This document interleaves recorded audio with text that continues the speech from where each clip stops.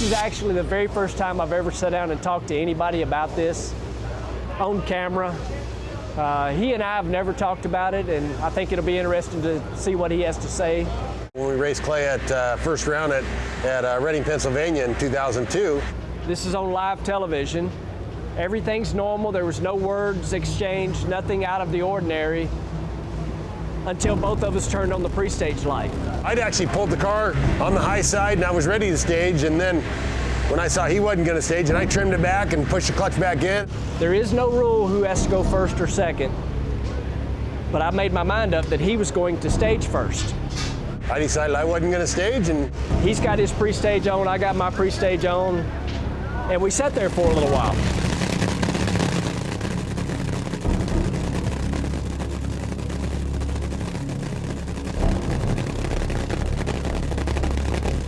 I wasn't going to stage first. It was being hard-headed, pretty much.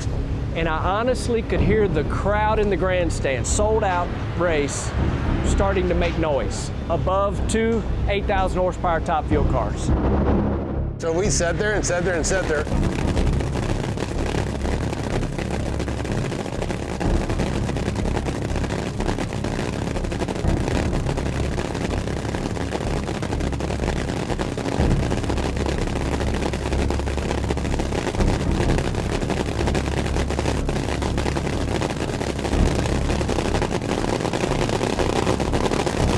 Began to shake on the clutch. We sat there long enough, it was just quivering. I mean, it was long. It was too long. A normal run for a top fuel car from the time you start it, do the burnout stage, and make the run is a minute 25 or something like that. And we sat still for a minute 20 seconds.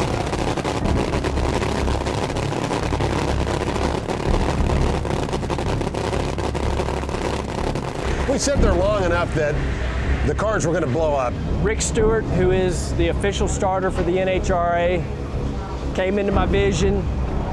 I knew right away he was not a happy man.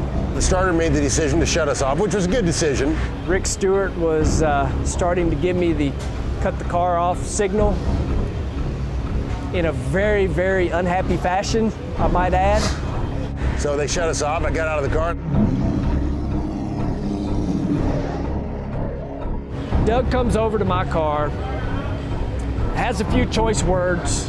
I walked over to Clay and I said, hey, you know, what's the problem here? What's going on? And I was pissed. The honest truth is, I stood there and just listened. He's on one side of the race car and I'm on the other at my car. Well, my team owner at the time was a young guy named Peter Lehman. He's not a very big guy. He goes over and kind of shoved Doug. And I turned around, it was a little bit shocking, and he's going, come on, bring it on. Well, I don't need to be asked twice, and so, wham, I went after him. I ran around the other side of the car, and nobody ever traded licks, but we pushed and shoved. The problem is I think I got a little bit of a bad rap because not everybody saw that he hit me first, you know. I don't know about Doug, I can't answer for him, but I was given a nice talking to by the NHRA. I was not fined, but I was certainly given a talking to that I won't forget anytime soon. Later that day, the NHRA came over to me and they said, we're going to fine you for getting in a fight. And I go, hey, wait a second here, I didn't get into that. And they said, yeah, you went over there and started the fight. And I said, oh, no, I didn't. They said, well, we're going to look at the tape. So when they looked at the tape, they came back and they said, okay, we saw you didn't start the fight. And I go, there you go, are you going to fine the other guy? And a little sidebar to this, after I got my talking to, John Force pulls up in his rental car and he comes over and he says, hi, I'm John Force. And of course I know who John Force is. Everybody knows who he is. He said, that's the greatest thing I've ever seen. You know, he loved it. That was the burn down of all burn downs. I mean, that was like, it was way, way, way too long. But Doug and I, you know, we just within the last few years have kind of gotten over that. We're buddies now. It's, you know, it's funny how time fixes things, but over the past 6 years, time has healed that, and we're friends and we get along fine. We're fierce competitors, you know. We pull up there, put your helmet on, you pull up there to the starting line, I want to beat him. I just want to beat him, and I'm sure he feels the same about me. But we get out of the car at the other end, he beats me, I'll go shake his hand, hey, good race. And that's the way it should be.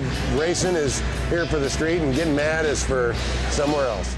Doug Herbert lost both of his sons. He had 2 teenage sons.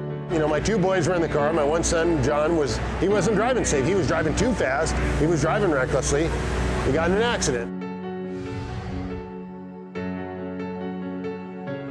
He started what's called the Brakes program, and he's now going out trying to tell kids, if you're going to drive fast, let's do it on the racetrack. There's 6,000 teenagers every year that are killed in car accidents, and that's something that Brakes, we're trying to do something about that. And Brakes stands for Be Responsible and Keep Everyone Safe. My son's friends came up with that name, and that's exactly what we're trying to do. We've got a driving program. We've also got a scholastic program that's a computer-based program, and we're just trying to get the teenagers to realize that there's consequences to not driving safe. And the consequences are more than just hurting yourself. The consequences are hurting your family, hurting your friends. You don't want to go to your best friend's funeral. You just don't want to. And I think that somehow they need to just think about that a little bit to make sure that that's not something that they do. Go to putonthebrakes.org for more information on what you can do to bring your teenagers home safely.